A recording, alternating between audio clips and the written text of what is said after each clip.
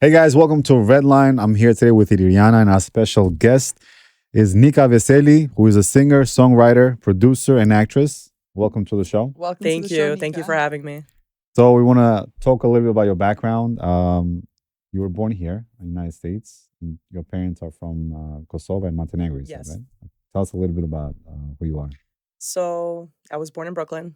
My parents were the typical immigrants, came here, really struggled to make it. My dad is like the American dream. He made his way to Long Island. We ended up growing up in Long Island most of our life. But, we started out in the Brooklyn, Bronx. And then once we moved to Long Island, I was around 10 years old. I'm the third in my family. So I'm like the youngest. And then I have a little brother, but he's kind of like an only child because he's like 23. So they had him for plechny, how they Yeah. say. Yeah. So basically, I grew up mostly in Long Island from like 10 to 22. And then I moved out with my fiance at the time, but now he's my husband. And we ended up living in Queens for like 6 years. And then now we're in Manhattan. So Very nice. So I remember you from back in the day yeah, when you were doing covers. yeah. How old were you when you did that? I started doing covers when I was 16. 16. And there was Wow. no Albanians doing it. Like, I Yeah. don't have an official plaque, but I really do think I was the first American Albanian, like, to do covers, like, especially on YouTube. Yeah, I think at the time you were like Yeah. the most influential. Yeah, there was Call it in there the- was no like there was no Instagram at the time. Yeah, it was I think Facebook. we just started Facebook. MySpace was just getting like old, Yeah. and YouTube was a big thing. Everybody was making videos What on year YouTube. was this? Like 2008? 7, 8, yeah, some like around there, yeah, exactly. 2007, I believe. So then walk us through that. Was this a talent or you practiced? Did you go to school for this? So I or- was singing. So I never went to. Well, okay, I kind of went to school, but not in the beginning. So it was kind of a natural born talent. I started singing when I was probably the youngest I remember. I was like 3 years old. My parents would like play music in the car, and I was always singing along. Like they knew that I was gonna do something with music from a young age. My siblings always do it. My older sister, she's like my biggest fan. Shout out to Adona.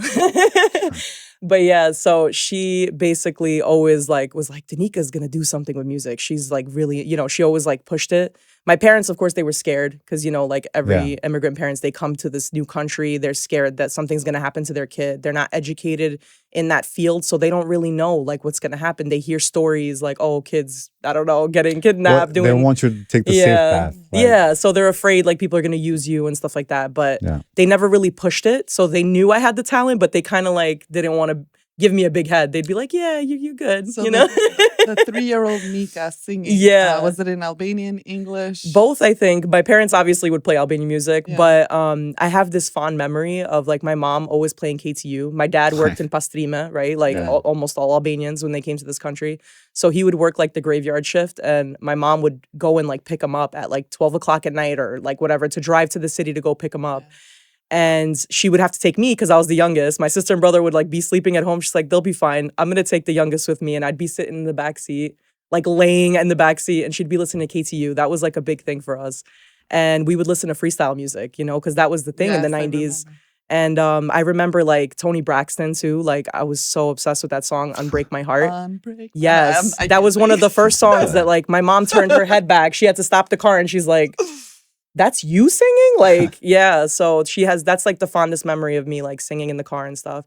And then as I got older, of course, like in school, I joined chorus. I did musicals. I did theater. I was always in the entertainment, Yeah. fields. And then when I turned 11, 12, we got a random call. They used to basically advertise this school. It was called John Robert Powers.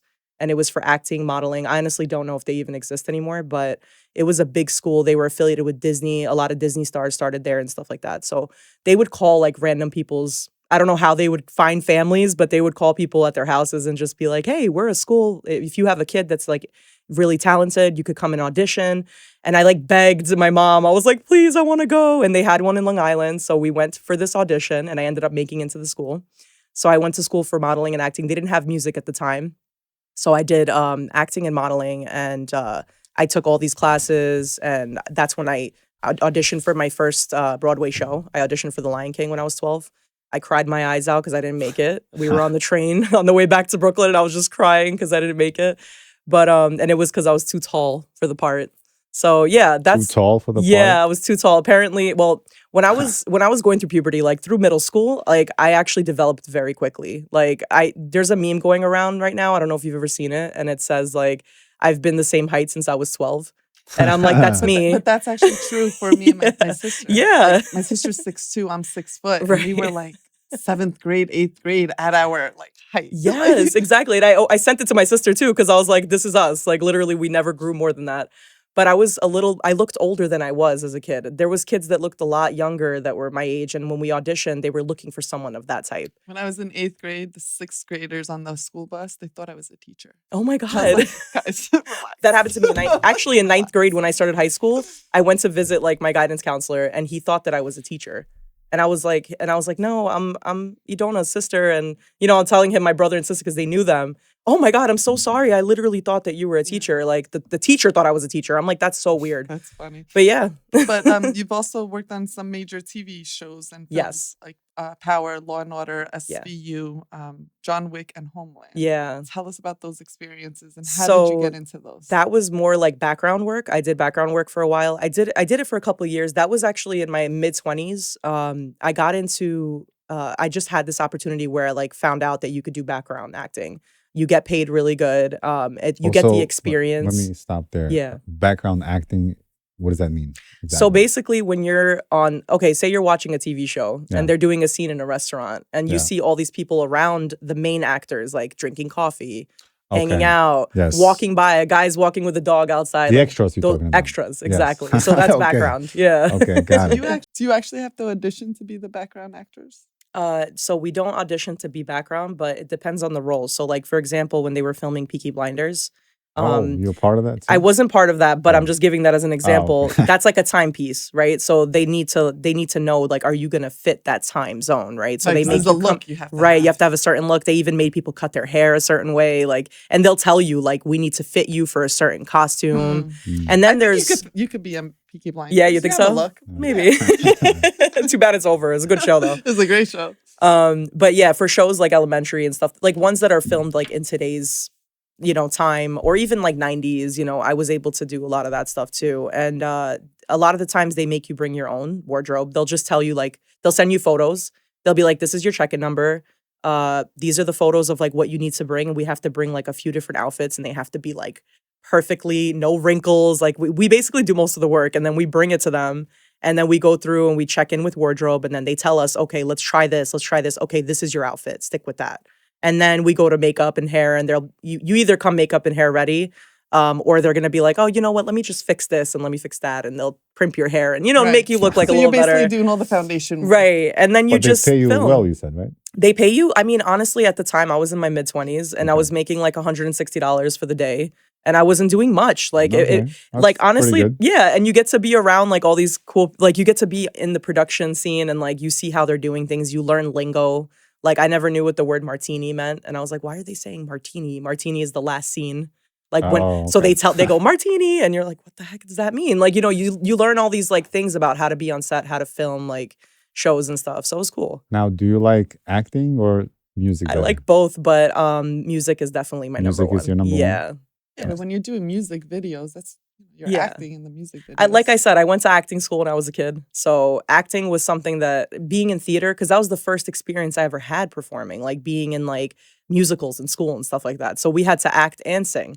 My first ever dream was really to be on Broadway. And honestly, I'm still thinking about it. Even in my 30s, I'm like, maybe I should just audition for some Broadway shows now as an adult and see what happens, Why not? But I'm not opposed to doing like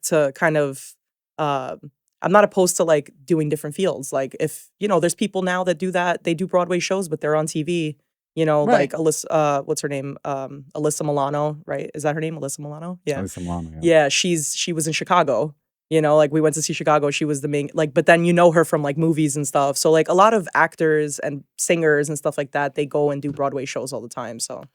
And you also did ghostwriting too, right? Yes. So. Tell us about that. Yeah. So basically when I was about 18, 19, I had a friend. She somehow met like this amazing music director. He was like Ashanti and Ja Rule's music director. Okay. He was based in Long Island and he was looking for singers to work with and stuff like that, and writers and stuff like that. And then she actually told me about it, and she was like, you should come with me to the studio one day, like, because she was a DJ. So she was like, you should come with me. I want him to hear you sing. Like, I'm telling you, this guy knows a lot of people. Like, he can really get you into something. And I was young. I didn't know anything about the music business. Like, I did not know about, like, my rights, like, about contracts, about how I could make money from writing. So this person, although he helped me a lot, because he taught me a lot about, he was like a mentor. I didn't know anything about the music business, especially the recording side and the writing side. So he taught me a lot about that. But at the same time, I didn't get paid for all this work that I did. And I have Really? credits on songs that I had to sign an NDA. So like, Oh I can't my even God. talk about who I wrote for, but he wrote for a lot of people, and he would just have me come to the studio. Wait, are they famous singers? Yeah, they are. Like how famous we're talking about? Like top 5? Yeah, some, yes, Some? and then there's some that maybe you wouldn't know, but they're people that, you know, they're Grammy affiliated. Oh, So wow. I worked with, and he's also Grammy affiliated, you know, so I do thank him So now for, you know like, better for the next time. absolutely. And because of that, actually, while I was working with him for the few years that I did, for me, it was fun. I was young. I was loving music, and I was like, this is great. I get to just sit in the studio and write. I didn't care about the money. Yeah. I was in college too at the time. I was like, I just want to, like, you know, learn more and, like, But a lot of people also take advantage of Yes. the youth. Right. For that reason. Right. Oh, they just want the experience. But Yeah. it's still not right, because they're making a lot of money off of your talent. hmm That's exactly So what happened. hopefully someone watching this, if someone's offering them to sign an NDA for Don't do it. ghostwriting, don't do it. But I yeah, mean, that's a good point. What kind of tips would you advise to maybe other people that are going through this or who are young in the business? oh man, that's hard, you know, because even with me, I didn't have anybody to really, like, I didn't have anybody to guide me, you know. Nowadays, things are a lot different. Like, I feel like now kids that are like 19, 18, like, I feel like they know more than I did when I was 19. Like, the kids today, they Yeah. know They have everything. more resources at their Right. fingertips. I mean, The the internet, internet, yeah, right. They go social on media, I mean, YouTube, a they big learn. deal, I mean, yeah. there's kids that are becoming billionaires, and they're like 18 years old Yeah. doing YouTube and stuff like that. So I think, like, advice-wise, I would just say, make sure you do your research, you know, read up on contracts, you know, get a lawyer. That's also a great Yeah. thing. Like, if you really want to get into the music business and you want to be a writer, producer, anything in that realm, really, really look into getting an entertainment lawyer, even if they're just, like, looking over contracts, reading stuff for you, letting you know what is going on in there. What do they want you to do? Because during that time, I also almost got signed to Sony, and it was like a $15 Oh, million wow. deal. Yeah, and I was going to be in a girl group. So yeah, I went through a lot of things that no one really knows about. So I love that we're talking about Well, this. let's talk about that. Yeah. That's an amazing experience. Yeah, it was an amazing experience, but I backed down on it because I did the research, and I was a little bit older than the other girls. They were telling me I had to pretend I was younger, because they do that a lot, and especially when labels sign you, they'll be like, you need to sign something that says you'll never talk about your age. Like, say they see Wow. someone who's, like, really, like, talented, they're like, she could fit, like, a younger person, because they want people that are more youthful, right? Like, Right. it's Is not like that anymore. Is that for like photo op opportunity? Is it because it looks better for the optics or So yeah, I think it's more for the marketing. marketing? Yeah, Okay. because they think about it especially back in the day. Like, think about, like, Britney Spears, Oh, yeah. boy bands and stuff like Yeah. that. They got them when they were young. Look at all the documentaries that are coming out now about, like, what they went through and how they got paid nothing, and everybody thought they were getting rich. You know. So wait, let's go back to why you denied that deal. Oh, right. So I actually, so the process of the audition, now the guy that I was ghostwriting for, he was basically trying to manage us, and he wanted to have, like, kind of a cut. He was trying to, he knew that I was talented. He met these other girls, he brought them in. They were a lot younger than me. I think they were like 5 or 6 years younger than me. So they were, like, eager, and these were girls that had never been discovered, never really done music. So he knew exactly who he was looking for, you know? Yeah. She was like the prey. Right. And I don't mean to, again, demonize him or anything, because he was doing business. Like, I feel Right. like at the end of the day, if someone has an opportunity, it's not the right thing to do, but that's just how the I music agree business with you. is. It's a business, but you have to have some type of morals at the same Right. time too, Yeah. right? And be ethical about it. No, because absolutely. Everybody can Yeah. make money. But he knew, the parents knew. I mean, the parents were involved. It wasn't like he didn't tell people this is what's going on. They could have gotten lawyers. They could Right. have done their research, but they didn't. And if people aren't going to tell you to do that. So they wanted you to sign an NDA, not Well, disclosing your age. Yes. So all this stuff, the interview process was insane. We were there from I think 8 in the morning till like 11 o'clock at night. And I'm talking about just me. Each person had their own interview, Oh, and wow. it was an extensive. And they like it's almost like, okay, you see those crime shows and they're like interrogating Interrogation, people. yeah. That's exactly what it was. And they're just basically trying to get your weak points to see like, are you going to be fit for this? Like, Right. we need somebody who is going to basically Handle the pressure. right and Yeah. work like crazy. You hear stories about like what they went through, like these people, these pop stars and stuff that were signed. If they were sick, they got a shot. There was no go to the doctor. Oh no, you know what? You don't have to do your concert tonight. You could stay home. No, there is not. You got to show up. They're paying for you to be there. So you have to do anything possible. And you'll see like artists like performing with like broken ankles, and like you hear this stuff, right? In the media all the time. So they want that. That's what labels wanted. They really wanted like people that like are going to be workaholics and machines. So a you know? slave, pretty much. Exactly. So does this girl band actually exist? No. So what happened after I turned them down, when I got interviewed, I was interviewed by an executive from Sony, and I actually still have contact with that executive because he respected me for backing down. He was like, wow. He's like, because he took me to the side and he's like, why are you saying no? The girls were freaking out. They were like, you're going to ruin what we have. Like, what's wrong with you? Why would you do this right now? Like, I don't understand. And I was like, I don't have a good feeling about this. I just don't have a good feeling about it. Something in my gut told me not to do it. Excuse me. Yeah, I basically was like, I just started feeling this pressure of like, I don't want to be, well, he kind of told us, like, he's like, if you get signed, you're going to be signed with these girls and you're tied to them. So if one of them, God forbid, gets pregnant, one of them, something happens, anything could happen with these other girls, right? I didn't know them through a hole in the wall. Like, I met them maybe like 3 months before. We worked on a whole bunch of songs together. I wrote all the songs. I created the arrangements. I was the one with the music education. So you were the star, basically. Yeah, and this is gonna sound really messed up, but the guy who was managing us, he even told us, he was like, he told me like on the side, he's like, you're gonna be like the Beyonce of the group. Like eventually, this is your way into the entertainment business. Yeah. But then what you can do is like, once this contract is over, you can sign to do your own thing. And I was like, How long was the contract? it was the first one was for 5 years. So Oh, that's a big that's a long time. commitment. And then Yeah. they were telling us in the interview process, we're going to send you to Japan first. We're going to put you in an apartment. You guys are going to write songs all day and just make music all day. And then we're going to start your tour in Asia, because this is what they do. It's all, Yeah. especially It's a big formula. Marketing, big yeah. companies like Sony. That's what they do. They start in other continents because they're actually going to pick up there faster. By the time they come to America, they'll already have a following. So once they're like in America, then they think it's a new band, but they've been in the world already. Right. So they were like, and then they knew I was engaged. That was another thing. And they were like putting are you sure your fiance is going to be okay with you not being? And I was like, he's like my biggest supporter. I know for a fact he wasn't even there. He didn't even know that like this was happening. And he's like, call him right now. And I was like, okay. And I called him right there on the spot. He didn't know I was going to call him or anything. And he's like, hi, I'm an executive. He introduced himself.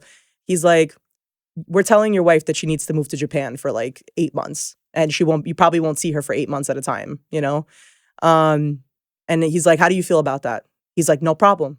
No problem. Really? He's like, I He have no said problem. that? Yeah. Oh, Yeah, man. because that Kudos. shows, kudos to him. Yeah. That shows the confidence he I has. would- I'm sure that's not how he felt inside, but in that moment, he No, was like, I'm that's- not But ruining that's this. the I wouldn't confidence do that he that. I would had be like, in hold your on a second. relationship, Yeah. right? That's a strong relationship.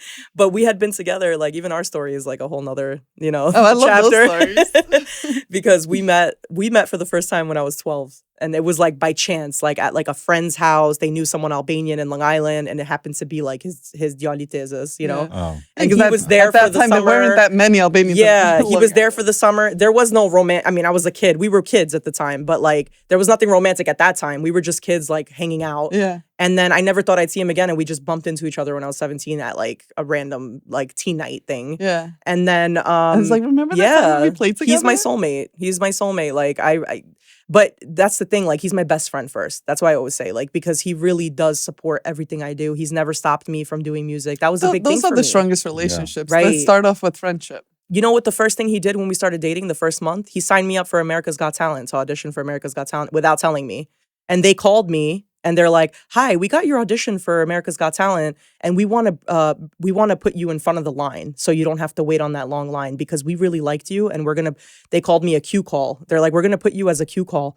And I'm like, "Wait." I'm like, "What audition?" I'm like, "When did you submitted us a video?" I'm like, "What video?" And then they tell me the song and it was like a video off my YouTube. And he ended up sending them like a video from my YouTube, like one of my covers, and they actually like put me in the front of the line. I ended up going to the audition. Later on, I call him all excited. I'm like, oh my God, this happened. And he's like, yeah, I did You're that. welcome. Yeah, You're he's welcome. like, I The did supportive that. husband. That's So he's amazing. been like my biggest fan since the So beginning. then what happened? Yeah. Did that develop? Oh. No, the America's Got Talent Yeah. thing. So basically, that was my first audition for one of those shows. I've auditioned, by the way, like 12 times for different shows. Just throwing that out there. I feel like they know who's gonna win. I think that's really how it works because you go through all these producers. So you go to the audition. It's not the first audition. What you see on TV is not the first audition. Right. They make you go through like 7 different like levels. And some of them are interviews with producers. Some of them, like, you have to just show up and like sing for other people. None of the people are music oriented. They're all just producers of the show. So like, say like a person that has no music background, they're judging me. And they're basically saying like, oh, I like her story, or maybe I don't like her voice, or maybe, nah, like, what if that person really likes rock music and I'm singing an R&B song? They're going to be like, no, we don't like her. Move on to the next one. Wow. Right? So it's like, They're it's not really a looking at it for the lottery. specific talent. Yes, the people who get on the shows, it's not about talent. It's really not. I'm telling you, because I'm proof. Like, I'm a great singer, It's and about, I guess, how well you sell yourself. yeah, and it's And the maybe story. luck a part of Yeah. it. Of course, like, you need to have a little talent, but then like they want to know like, okay, what's going to differentiate this contestant from the last 8 seasons we had? We Right. can't have the same winner that we had like 3 seasons ago, right? I want to bring it back to your music a little bit. Yeah. So you'll be doing that for a while. Yeah. Any singles that are out there already? Yes, I have 2 singles that I put out in 2021. It was the Okay. first time that I finally put music out because I spent. Because you took a big break. Yeah, and during that break, I was ghostwriting and doing all this other stuff and Okay. working for other people. And then I realized, like, I want to do this for me, you Yeah. know? And that, going back to that director, he also would make false promises. Like, he'd be like, let's write a good song. And like, he got this Grammy winning like engineer to come, and he was like doing my vocals and everything. And he made it sound like he was going to do music for me. But then at the end, he wanted like 80%. And I was like, that's not normal. I'm like, you're supposed to have 50 because you're the producer and I'm the singer and I wrote the song. Like, he always, I think he always tried to get more from me for some Yeah. reason. I know he saw something in me, and because of that, like, I was getting false promises of like, we're going to make songs. Don't worry. After we write these songs for these other people, I got you. Like, I got you. Don't worry, you know? But it never happened. And then Right. years would pass and he would hit me up again and be like, oh, I have this great writing opportunity for you. And I would go do work for him. And then it was like, again, no Same dead thing. ends. So I was like, COVID hit. It was 2019, 2020, right? I was still like in my senior year of college because I went to college a little later. And I honestly like wasn't working. I didn't have a job at the time. And I said, what am I going to do at this time? We're on lockdown. You know, I'm finishing up school online. I was like, let me teach myself how to produce, you know? So I go on YouTube and I start looking up videos like how to produce. Like, I started on GarageBand, you know? I actually made Yeah. my first 2 singles on GarageBand. Wow. Yeah. Okay. Wow. So, and I just started watching videos and slowly doing each step. And it took me like a year to make my first song because it was my first project ever even producing. So I had to, it was like a learning project, you know? So I finally put it out and I did it all on my own. I produced it myself, everything. The only person who helped me with that was DJ Jack. He actually helped me mix that song, but he didn't want any credit. He's like, don't worry, I'm going to help you mix it. And I mastered it with someone else, but that's just all levels and stuff, you Right. know? And yeah, and then I made the video and I shot my first music video for that song. And even that was a project, like a passion project. I actually did everything myself. I casted all the actors on backstage. I did like a wow. casting. Yeah, because I had the education from working in background. I knew what to do. I even created like a little crafty and we ended up filming in our building and like using one of his cousin's apartments. And it was a really cool low budget project that ended up being really high budget looking, you know? Very nice. And I produced it, created like the whole storyline and everything. I ended up getting like a student filmer to just film it, paid her like a couple $100 and she filmed it. And I edited it all on Final Cut Pro and I never used Final Cut Pro in my life. So I just, again, looked at YouTube videos. You were determined. Yeah. And nobody knows all this, but this is the background that went into it. And I put out my first song. So your music often reflects like personal and social consciousness. Yes. What are other themes or stories that you want to explore in the upcoming years? Okay, so this year is like a big year for me because I've really been thinking about that and how I'm going to portray myself as an artist. My first two songs are very different. If you go back and listen to them, my first song was very social conscious, conscious music. It's called Superiority Complex, and it's about how I believe that humans just in general have a superiority complex, whether it's like we think we're better than someone in some way and we don't even realize it, but it's like just by choosing something, it's like, oh well, I'm this, so i I'm a better person, right? I'm a better person because I'm doing this. In my song I talk about like veganism, I talk about recycling, I talk about the LGBTQ community, I talk about race, I talk about it, even delves into like people who like, like basically like predators, like my video actually like is wrapped around that. It's like a girl, and in the video I made it look, I didn't take the typical stereotype of a predator. I took the complete opposite, so nobody knows he's a predator until the end of the video and you're like, oh my god, Wow. he's a predator. What the heck? Like it looks like a guy going to Yeah. work in his van and all that, and then he ends up like trying to pick up this little girl who's walking to school. So I talk about a lot of social issues and kind of get people to think of the world differently and like think of different perspectives. And I love that. Like I love making the brain go. That's definitely my goal with music. So you want to be more of a social conscience type of artist? I mean, it's not even that I want to be. I think it's just that's what I write about. Like Right. I love writing That's your about. natural. Yeah. But I'm really happy to hear that Yeah. because I just feel like I can't even listen to a lot of today's music because there's no meaning behind There's it. no message. There's no message. There's no meaning. I'm all about the message. Yeah. I agree. Like, I yeah, agree. you have to have a great beat, but it has to be, what are the words behind that beat? Right. And do you remember the DJ Jack challenge when he was doing that like during COVID? So he basically did a competition with like anybody. He just opened it up, put a beat out, and he was like, if Yeah. anybody wants to write on this, and then people voted. I ended up making it to the final four. Oh yes, I do. Yeah, remember. and I don't know if you remember what I Yeah. did with that song, but it was also a very big message. And I didn't care about winning. I just was like, this is great. I get a platform in the Albanian community. Right. Yeah. He really helped me get into the Albanian community with that because there was a few Albanians that knew me from back in the day, like you, like from YouTube and stuff. Yeah. But it wasn't the newer like age, the younger generations didn't know who I was.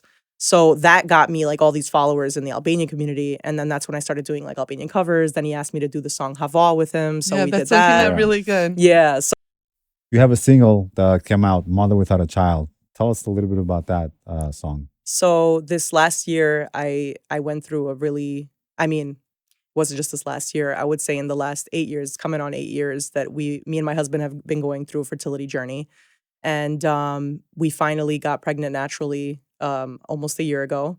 And it was the most amazing time of my life. It was a miracle, and it was such a beautiful moment. But shortly after, unfortunately, I went through a miscarriage.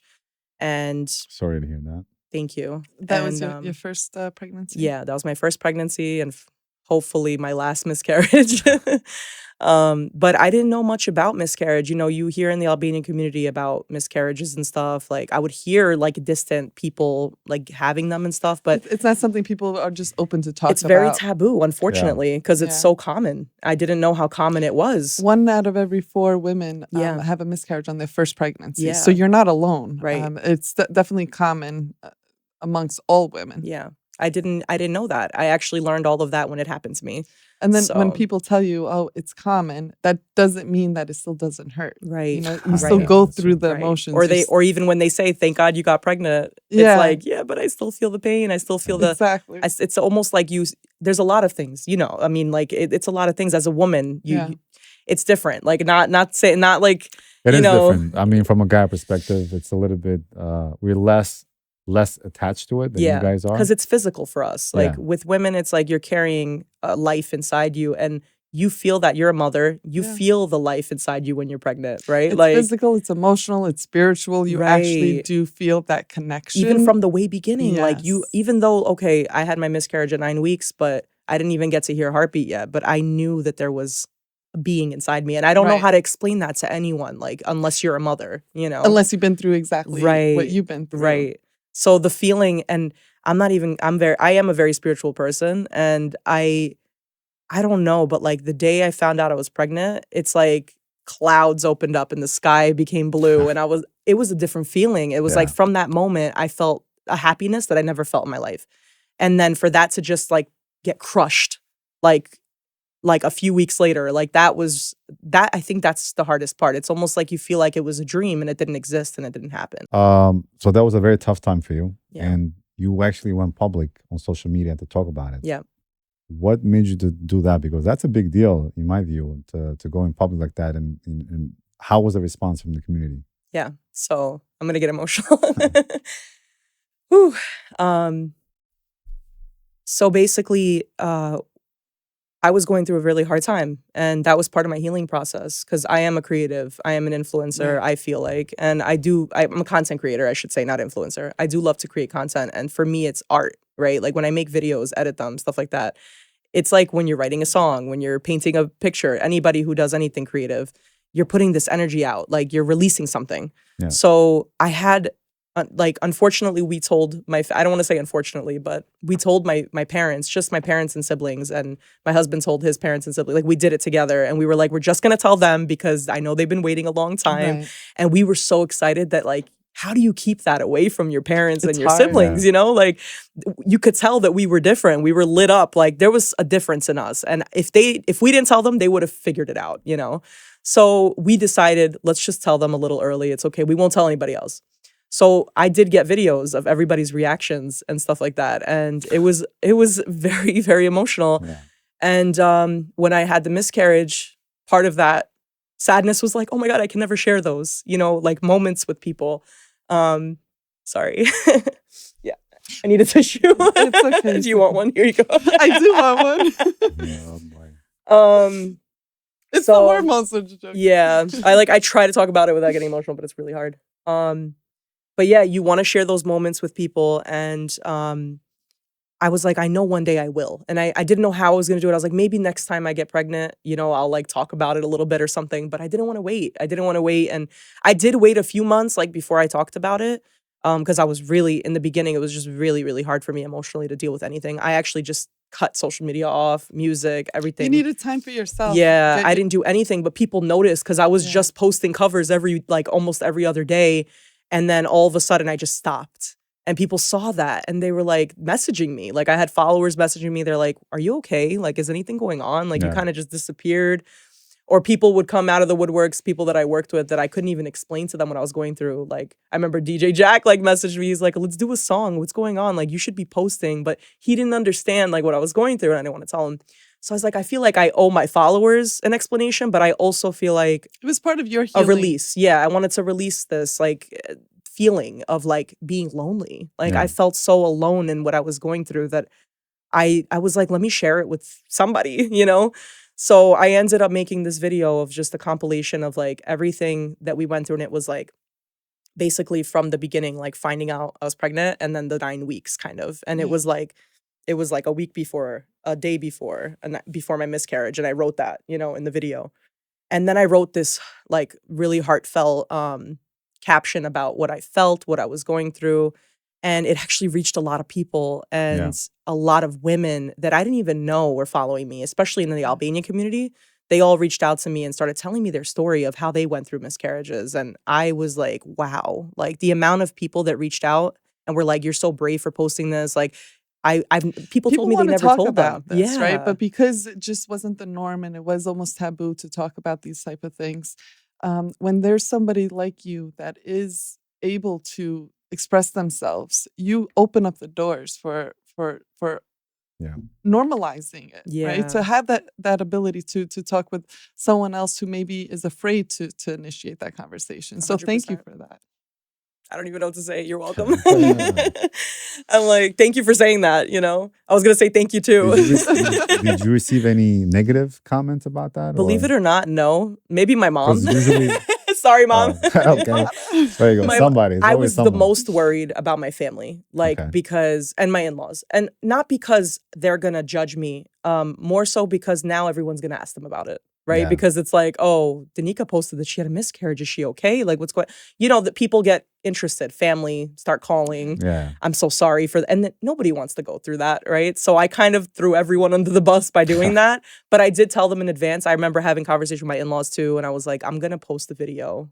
I just want to know how, I hope you guys are okay with it. And I don't want to make you guys uncomfortable, or like, I know family from back home are going to call. It's a way that you're honoring that spirit. Right. As well. It was for me, and it was very selfish, but you know what? I'm okay with that. Like, I think I deserve to do that, and I feel like the world deserves to see those moments. I think maybe holding on to that and keeping it to yourself might have been. Yeah, right? really? But it's a selfless act for you to make yourself vulnerable and open. I guess that's a good way to put it. Yeah, because you're helping heal so many other people. Yeah. But I mean, when I say selfish, I mean like it involved everyone kind of. And I feel like selfish in the sense that like I wasn't thinking about how's this going to affect my mom, my dad, my in-laws, my husband. You know what I mean? Like, what if he's not happy with it? Like, you know, but I made sure to have those conversations before I posted. And everyone was supportive, obviously. Yes, they were supportive. You know, my mom wasn't mad. I was saying that as a joke. Like, she wasn't mad about it or anything, but like she, you know, that old school mentality of like, you don't need to tell everybody your business, right? Yeah. Like, but we have that at this point they're used to that because I'm in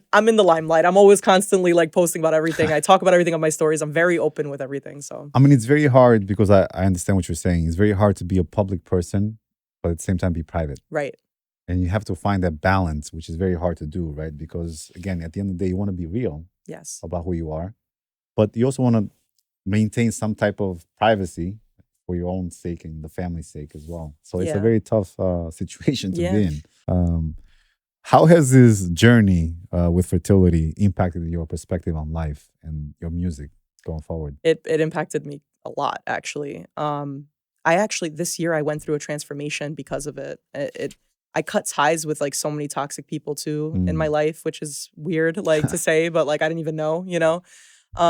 I think I cut ties with a lot of things that were like holding me back from like really doing, not just doing music, but like just living in my true purpose, and also not being afraid to show people who I really am. Like even though I am very vocal on my social medias, I do hold back a lot of stuff, especially like my relationship.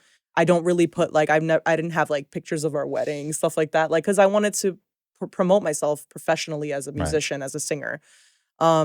So after this happened and I posted that video and I got the response I did, I realized maybe I have a greater purpose. Maybe this is my focus. Maybe I need to do more of this. Like, be more open about these realistic things that happen to people and that happen to me. Like, not just talk about the good stuff, not just post a picture when you look nice, you know? Yeah. Like, talk about the things that really happen every day, whether it's good or bad, because there's always going to be someone listening out there or someone that's going to relate to it and be like, oh my God, I feel like now I can talk about something. Or that's the type of messages I got, you know, people just being like, now I can tell you my story. I had women telling me like, I never told anyone, not even like, they didn't even tell their parents. Like it might've been like really early on, like, and they just kept it a secret. And it kills me to know that because I couldn't even keep it in. I can't imagine these poor women who had to like hold it in and feel like they need. Why is that though, you think? Is it because I think it's still a taboo in our community? I think for our community specifically, yeah,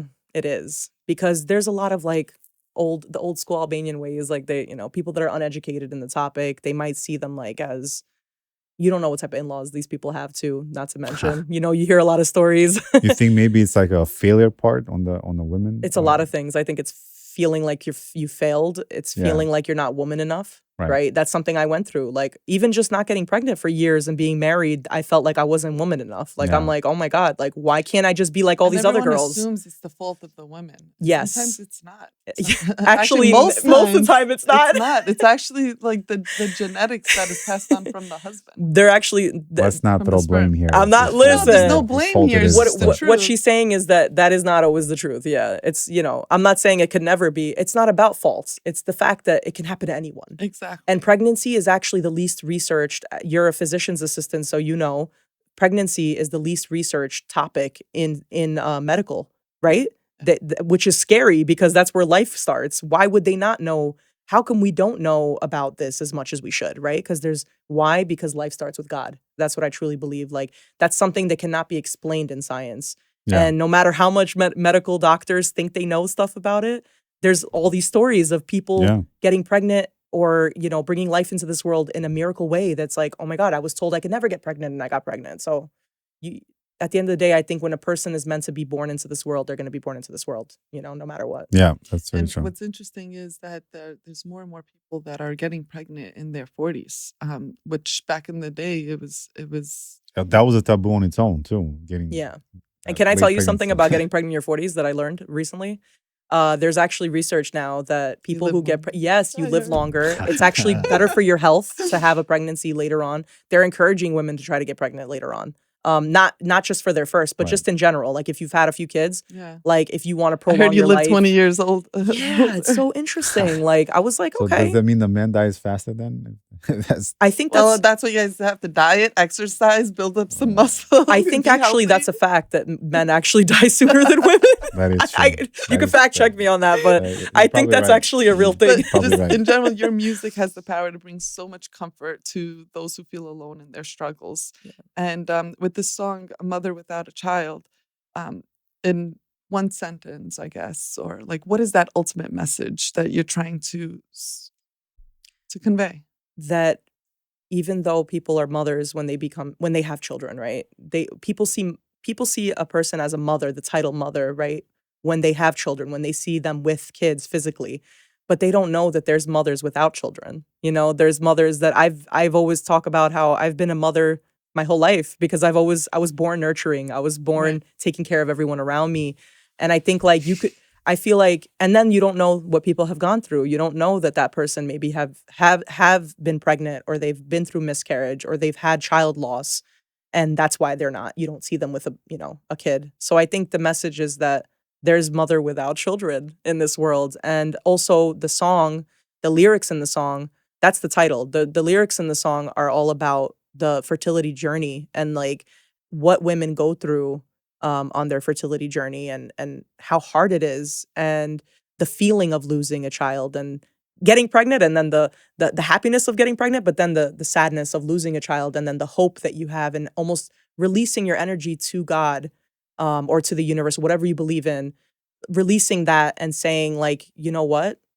I got to just let things happen because I'm not in control of my life. You can't control it. Right? Yeah. You can't control your future. That's something that I learned this year too. Like I can't control my future. Having a supportive husband is key throughout this whole entire journey, because they may not be going through it physically, but they're going through it by watching the person that they love most, right? Yeah. So yeah. How has your husband been throughout all of this? So like I think in the beginning, he was trying to be very strong, very positive. I remember when I even first started spotting, he was like, no, it's fine. You're fine. I think this is probably normal. Lots of women spot. And that is true. There's women that spot throughout their entire pregnancy. Right. He's like, let's go to the doctor. From the moment he was so positive from the beginning. He was like your rock, your anchor. He tried really. I know that inside he was scared too. And I know that deep inside he was also worried, but he didn't want to show me that because he saw how worried I was. And then when it all happened, he didn't even cry. And I remember I was crying every day. And then at one point I looked at him and I was like, I did a little bit. When he wasn't crying? I did a little bit. And I think one time we had a conversation and I was like, I feel like you're not as sad as I am about this. And he just started bawling. And he was like, you think I'm not sad? You think I'm not, he's like, I'm trying to be strong for you. Like, I want to be strong for you. Of course, this hurts me. This hurts me in different ways, Yeah. He's like, I don't know what you felt like, what you feel like physically, because I didn't carry it in my body. I didn't go through the physical pain of like having a miscarriage and stuff. But the emotional pain, everything. I mean, that's reality. That's marriage also is not easy. You know what I mean? Yeah. You have to choose each other every day. It's never going to be perfect, but there has to be more good than bad, right? And it has to be something you both can handle. There's people that have different dynamics. There's people that have gone through like infidelity and they still stay together, and it's like, you can't judge that though. It's tough, but you can't even judge it because if they're willing to make that choice and forgive that person or like be with them, even after whatever they've done, then that means that's their dynamic. That's what they decided for themselves, and they love each other to that point. And who are you to judge on their life and what they choose? Right, because there's all these people, right, especially now on social media, there's like so many opinions about relationships, about what, and it's like, go through it first. Go through marriage and see how it feels before you start judging other people, because, everybody goes through something different. I also want to ask you, because again, what role has music played in your healing process? I'm sure that this played a huge role, but tell us a little bit about that. So there's a lot of things I went through my life as well as this.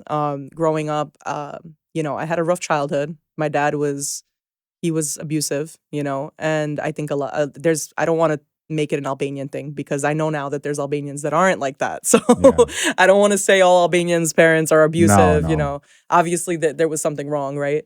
But I know that there are common stories. Like there's people that have been through it, not just in our community, in every parts of the world, and that was hard to grow up with, but that's all he knew. He didn't know any better. He knew whatever his father taught him or like what he was We taught. had this conversation. Right. once, So now as an adult, like, did I forgive my father? Absolutely. Because he's my father. I don't have any other father. There's people that don't even get to have a dad, right? But he went, it was rough growing up. He taught us tough love. He wasn't very affectionate. So we went through that, which was really hard. And then when 2014, I actually, my hala, she actually got murdered. So that was a big thing we went through too, a big trauma we went through growing up. And that changed another transformational year for me, changed my whole perspective on life. She was very close to us. That was the closest family member we had in America. Was it an accident or is it? No, her husband actually murdered her intentionally. Oh my God. Albanian? Yeah, Albanian, yeah. It's a big problem right now. I mean, it's been a big problem, but now it's actually being spoken about. Yeah, more. and you never think something like that's going to happen to you, right? Like you see stuff on the news or you see people talk about these stories and everyone thinks their family is untouchable, but then things happen and you're like, whoa. And I'm telling you, yeah, he is. I'm not going to go too deep into that out of the sensitivity of her children because that's not my story to tell. But that did affect my entire family. Of course, it affected her children the most, but it affected everyone. And it was a big impact, and it was my dad's sister. So, it was his little sister. When I tell you we grew up going to each other's houses every weekend. Like it's really funny because it's funny how life comes full circle because when we were kids, we used to be like, I wish you lived next door. And then after she passed away, my dad adopted her children. So they ended up living with us and going to our schools, So it was like, we talked about it our whole lives. We just didn't think it would happen that way, right? But that was something I went through that was very hard. And I had to battle depression. I had to battle anxiety. I'm diagnosed with PTSD, with all these things. And I went to therapy for many, many years. So mental health is a huge topic for me. And I think I'm going to write more songs in the future about that as well. Through your music, you actually can help overcome generational trauma. Yeah. Which is what's needed in order for us to continue to work on ourselves, to not pass on those traumas to the next generation. Right. And that's my goal, really. And also for me, it's two things. It's not like when I write songs, I'm like, okay, my goal is to reach this person. Yeah. The first thought in my head is like, let me release this. Yeah. Right. Let me release this onto paper and write down what I feel. Right. But then afterwards, it becomes this project where it's like, oh my God, this could reach this person, that person. Then it becomes like, I want my messages to be It's almost like you're getting deep. A support group through your music. Right. And that's something I thought about too, for a long time, especially after this happened, I realized how many women, even just with the miscarriage topic, right, went through all of this. You should definitely have a support group. I thought about starting some sort of nonprofit or some, not even just a meetup with Albanian women in our community to talk about things. Instead of a book club, it's a song club. And I even said to myself, I'll make sure something about, how people are hanging out, they're always on their phones and stuff like that. Yeah. So I would make it where people put their phones in a basket. Yeah. No one's allowed to have their phones the entire session. We meet up and we just talk. And we just talk about things and we open up to each other. So nothing leaves the room. You feel like you have a safe space where you can talk about anything. No one's worried about someone recording. Right, exactly. That's what I would like to do. And that maybe in the future, you know. Get it? Instead of a book club, it's a song club. You listen to the song and then we talk about how it is. Yeah, that's come up. Right. That's actually a good idea. Yeah, maybe I will. I'll be there. I also own I didn't talk about it in my bio before I came, but I also own a side business, an event planning business. So something I started last year. I'm not marketing it like crazy. It's more of a passion thing again. Very creative. I love doing stuff with my hands, and I've always decorated for all my family parties, done balloons and stuff like that. So it's a lot of fun. It is. And for me, it's also a stress reliever. I absolutely love decorating, getting ready for a party, and Yeah. being part of the. I Oh yeah, used to that's call right. myself She as does a that. She planned the producer. whole wedding. Yeah. I love it. When I got did the same married- for mine. When, So when I got married, I was the producer, the director. I was the star. And the star. in the interior movie. design. No, Yeah. I'm the same way. So yeah, because of that, I started this little picnic thing. It's called Picnic with Passion. Oh, So I like do it. picnics in Right. Central Park and like different parks in New York City and stuff for people. But I also do like other event planning. Like I'll do like dessert tables, stuff like that. But through that, the reason why I brought that up is because I do these picnics, I actually thought about maybe like putting the two things together where like maybe I'll do an event where it's like a picnic in a park somewhere or And you something get like to that. advertise your other business as Right. And I get to like invite these women to like this little brunch or like a Yeah. cute little picnic in the park. Like, well. Oh, you have know, to do that. I think I'm gonna do something like that. So that's something that's in the works in my Yeah. mind, but I have a lot going on. So More we'll to see. come on that one. Yeah. For women and couples facing similar challenges, what words of encouragement or advice would you give them? Wow. It's so hard when people ask me for advice because I just feel like I'm not even at a place where I could give advice. Yeah, but you yet. went through it. I think it's Yeah. easier And for every you person's to. a little different, but Yeah. I guess what I would say is just take it one day at a time. Just take a moment to feel what you're feeling and know that it's okay. Yeah. And you just have to be patient. And that's probably the hardest thing, is just to be patient. That is really hard because it goes back to control and like feeling like you need to control your whole life, right? Like figure Yeah. out what's Let happening go next. of timelines. It's like the biggest thing is let go of the timelines. Yeah, I don't know if you're into horoscopes, but I'm a Virgo. So I'm a I'm Pisces. okay. Well, if you know anything about Virgos, we're extremely like we want to plan everything, right? Yeah. So my whole life I've been in control of. I've been always trying to control everything in my life, right? And even with like baby making, like, and all that, like, it's like I want to, it's like you're almost like I think everyone has a timeline, right? At some point in their life, they think about, oh, I'm gonna have kids at this age and get married at this age, right? Yeah. At some point we say everyone that has in a our timeline, heads, yeah. right? Completely off. I thought I was going to be married by 22, 24. Yeah. 38. No, it's true, and my timeline did not go the way I wanted either, even though I did get married young, but that I didn't want to. I was the opposite. I was like, I'm never getting married. That was my thing. I was like, because growing up with toxic men in my family, I Right. thought all Albanian men were the same. And then my dad telling me I could only marry Albanian. I was like, I guess I'm not getting married because like if all men are like this, because I was very sheltered. So I didn't know that there was like this whole other community out there. I didn't know that there's good men out there in our community. And the way me and my husband met was it was fate. It was so random. It was not planned at all. And he definitely was my soulmate. And it just happened to be that it was a bonus. He was Albanian, but that doesn't happen for everybody, so. Yeah. Nika, I ask this question to everyone. What do you want your legacy to be? My legacy, going back to my message, like I talk about this with my husband. Like I always think about my grandkids or my great grandkids, and like how you find like old photos and stuff of Yeah. like your grandparents or your and you never really personally knew them. They're but you just think like what did they do? Or you hear stories about them. Like Yeah. I want my grandchildren or great grandchildren to talk about me like, wow, my our grandma Nika was A strong woman. yeah, like she was a pioneer. That's how I want to see it. That's a She good was a one. pioneer in our community. She was not scared to talk about certain topics. She wasn't scared to, that's really my legacy, I think. And more importantly for my family, because I would love to I hope that we continue our line and through me, I would love to have kids and them have kids, and that's my dream, really. It's not even about being famous with people. I don't think that's ever been I don't think that's ever really been my goal in life. I never cared about being the next Rihanna or the next Beyonce. I think music and stuff for me was more about the passion, what feeling it brings to the people who are watching, So that's my legacy. I want people to talk about how they felt when they came to see my concerts, how they felt when they heard my songs, how, how my song helped them get through a tough time. That's my legacy. So Very nice. yeah. Well, thank you. Thank you for Nika. being here Thank you and for sharing having your me. story and your background. We truly enjoyed you. More to come. I would love to see more projects coming out Yeah, of you. definitely And then will. You're welcome back on the show to talk about a new project. I would love to come back because we could And talk I'll all be day. at that picnic. Tell me when it is. I will. Thank you so much. Thank you, so guys. much. Bye. Bye.